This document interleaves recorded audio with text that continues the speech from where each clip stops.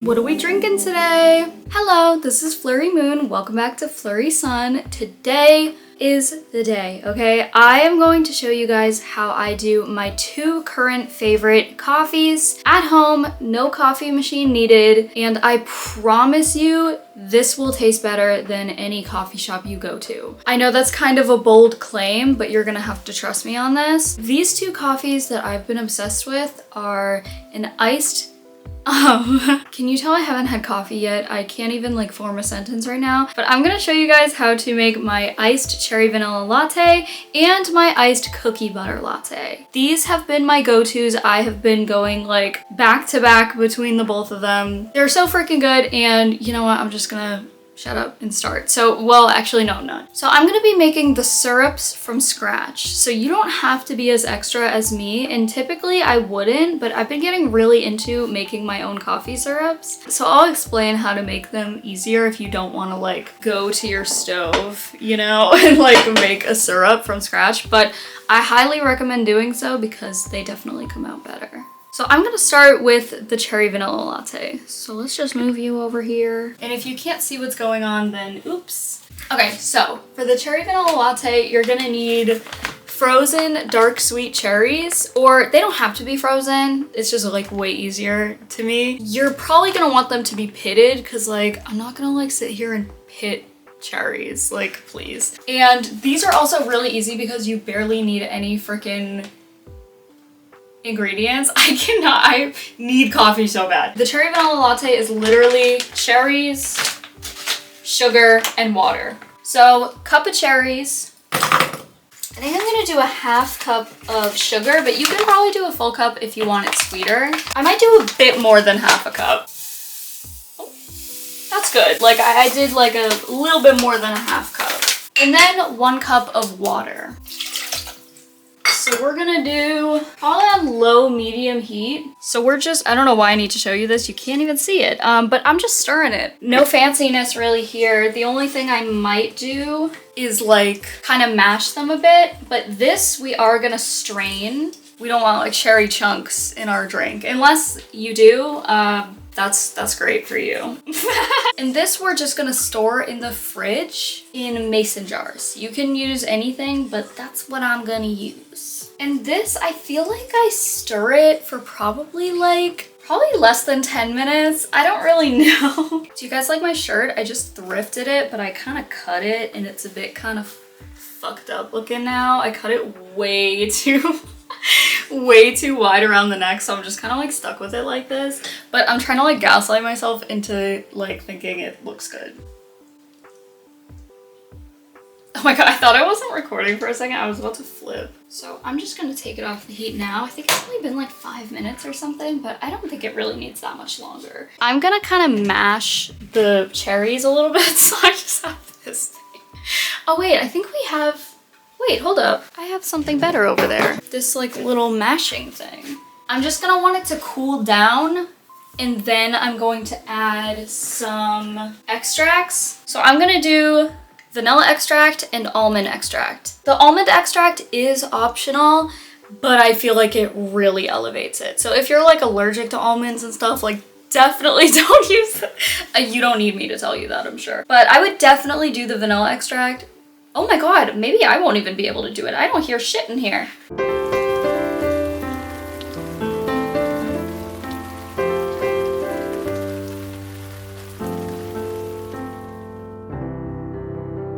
I don't think we have any more vanilla extract, so I'm just gonna really have to extract this vanilla. So here is what it looks like right now. It's kind of hard to see. Oh my god. So now that it's pretty much cooled down, I'm just gonna do like a little bit of vanilla extract. Oh my god, there's none. Are you kidding? I guess mine is gonna be very almondy instead of vanilla-y, which I guess I don't mind, but definitely use vanilla if you can. So I'm just gonna do, we are gonna put it into one of our jars, but we're gonna strain it too. Okay, so this is the espresso I've been using. It's the Nescafe Gold Espresso Blonde. That is kind of important. I've never tried the other one, but as you guys know, I'm a Nescafe girl. Obviously, this is not effing sponsored, but this is what I use for my whipped coffee that I still do quite often. But I've really fallen in love with their espresso, and it's all instant. So you don't need a fancy freaking espresso machine to do any of this. This whole thing is probably like 10 bucks. I know that's kind of expensive, but it lasts you a while, and when you're done with it, you get a nice little glass out of it, and I've been drinking my coffees out of this, so it's super freaking slay.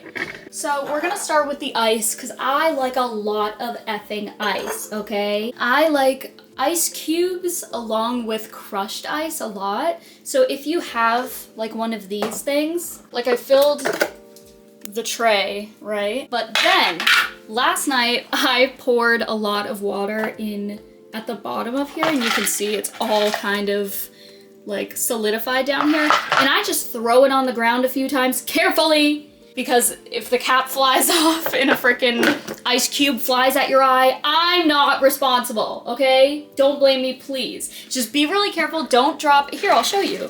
Should I show you guys? Alright, I think it's good now. And as you can see, possibly, there's a bunch of really good crushed ice pieces. There's probably a better way to do that. Am I gonna do it? Well, no. If you couldn't already guess, this is not like a super aesthetically pleasing tutorial. So I do this with my hands because I don't have like a fancy scooper that the other girls do. Ugh, I'm just so quirky and different, you guys. I like a lot of ice. I want my drink to be cold as hell, okay? I don't want a lukewarm coffee. It's not happening. I love coffee, but if I'm gonna have coffee, it's either gotta be hot or freaking freezing. I don't want like lukewarm, watered down, like 2 ice cubes ass coffee. It's just not gonna suffice. I do need to make sure I have some more for the other one though. We're gonna do the syrup. This is still a bit warm. I would have liked this to be a bit more cool by the time we're doing this, but you know what? I don't care. This is a great color, I think. I'm gonna do my Almond Breeze unsweetened vanilla. Now, this is optional, but I definitely like a little bit of creamer in my lattes. So I'm just gonna do about a tablespoon of any creamer you want. I just have some Chobani sweet cream on me. Just anything that won't clash. Like, don't do like a chocolate. Oh, actually, chocolate cherry? That might slap, hold up. But literally like that much. I mean, depending on how milky and sweet you want your coffee. While that's doing its thing, we're gonna move on to the actual espresso. So I like to do my espresso in this tiny little mug, but you're not gonna be able to see it, which kind of sucks. It says on the back to do 1 teaspoon. I like to do 2 because I like my coffee a bit stronger than that. But beware, this is espresso, so 2 tablespoons of this is likely going to be over 150 milligrams of caffeine. I like to specify this because I feel like it's not made entirely clear by a lot of coffee companies and stuff, and I just want everybody to be safe. I did 2 teaspoons of that, and with 2 teaspoons, I'm gonna do a 1/4 cup of water. And I'm just gonna mix it with that teaspoon that we just used because I'm not trying to dirty another freaking spoon. You can also froth it if you want, and I do like to at times, but I think this coffee works better without much thickness. Okay, and now it's time for my favorite part, pouring the espresso on the freaking coffee.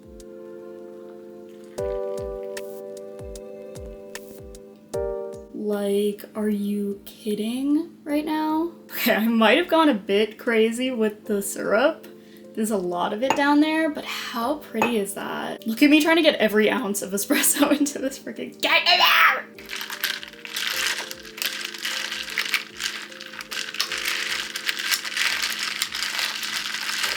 Anyway, let's try it.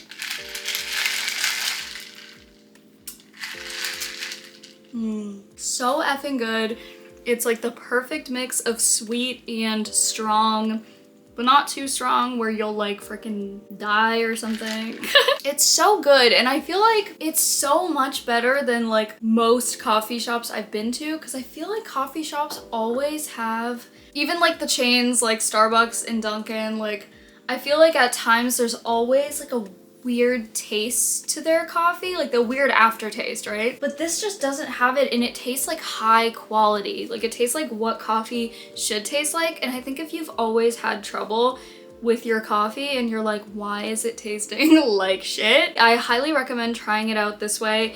And listen, if you don't want to make a freaking syrup or something, I still would recommend trying the Nescafe Blonde Espresso, and I don't know, try like a teaspoon or two of it with some brown sugar and your favorite milk and creamer, and just try it, you know? This is so freaking amazing, and definitely try it out. And for the cherry vanilla latte, if you don't want to do a whole syrup thing, you could just, I have literally just microwaved cherries with sugar mixed into it and then just strained the juice that way. But this is just a lot easier if you like want to have this coffee daily, or you know, you don't want to like have to whip out the bag of cherries every morning. I mean, I have before. So it is doable without doing the whole syrup ordeal, but this is just how I've been doing it. But let's move on to the cookie butter latte.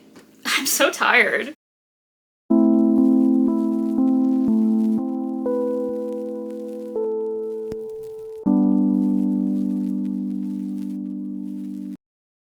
Okay, so I would say the cookie butter syrup is a bit easier because you don't have to really smash anything. Half cup of brown sugar, 1 cup of water, and you're gonna do a half cup of cookie butter, but we're not gonna mix the cookie butter in until after the brown sugar and water kind of dissolve, you know? Because the thing about cookie butter is you can add it straight into your coffee and it's gonna taste phenomenal, but the texture is gonna be a bit weird. There's gonna be, because it doesn't fully dissolve into the espresso or the coffee, there's just gonna be like cookie butter chunks in your coffee, and it's just kind of like not super appetizing to some people. I'm kind of fine with it, but this method is a lot better. So it shouldn't take long for the brown sugar to kind of dissolve into the water. This is just a perfect way to get that cookie butter flavor without the weird texture that kind of curdles too, you know? We don't want any curdling. And again, if you just like want to make coffee and you don't really feel like doing the syrup thing, throw some cookie butter in the espresso, mix it in, kind of, you could always melt it in the microwave if you want to try. Or even, I've done this before, like line the cup with cookie butter. It's still gonna taste great, you know? This is kind of the extra way of doing it, but you'll know what I mean, like once you start getting like cookie butter chunks like through the straw, you know? I don't really mind it because cookie butter is so freaking tasty. You know? Whatever. All right, now that that's pretty much dissolved, I would say this is about a half cup. So this is kind of what it's looking like. Oh my god, I can't hold this and film at the same time. This is kind of a mess. And, oh, sorry. I have this on low medium heat, and soon all of those chunks will dissolve and leave you with definitely a thicker syrup than the cherry vanilla syrup. It's gonna start smelling like freaking cookie butter in your kitchen. Dude, cookie butter, why is it genuinely like crack? Like, can someone tell me why it's so effing good? See, you can see it's starting to smoothen up, you know? And I don't think I'm gonna add any extract to this. I think if I would add an extract, it would be vanilla, but as you saw before, I have literally none left, so. Oh my god, my posture is so bad. I'm like Rory from Gilmore Girls. Twinning. Okay, so I took it off the heat, and we're also gonna strain this one. And definitely if you try it when it's still warm, it might taste a little watery. Like you might be like, did I just like water down cookie butter? But I promise, like once it cools and everything's all good, it's gonna slay. So we're gonna wait for that to cool. I just took it off the heat. And these syrups will last you probably like a couple weeks in the fridge. But we're gonna wait for that to cool and I'll be right with you. Okay, so we have the cookie butter syrup And so I'm probably just gonna do like around 2 tablespoons, maybe a tablespoon and a half or something. That's basically 2 tablespoons. It's just so good. I'm gonna do the same thing as before, just like a tablespoon of whatever creamer is your favorite. The finale, the espresso. Oh my god, I'm like a coffee fanatic. Like just looking at this makes me so happy. Unironically, just like joyful as hell. For this, I'm using a glass straw just because I'm already using my other metal straw. So I would just be careful, always be careful with glass straws. Like don't like whack the ice because the glass straw could break and then you could drink glass. So we don't want that.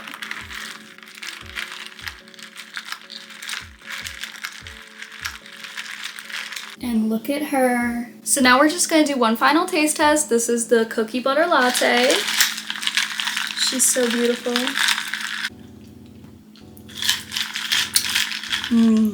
That is so good. This is like perfect, honestly. Perfect color, perfect everything. So that's about it for this video. I really hope you guys enjoyed. Definitely try these out. Let me know what you think. So yeah, let me know if you guys would want to see any more tutorials of any kind.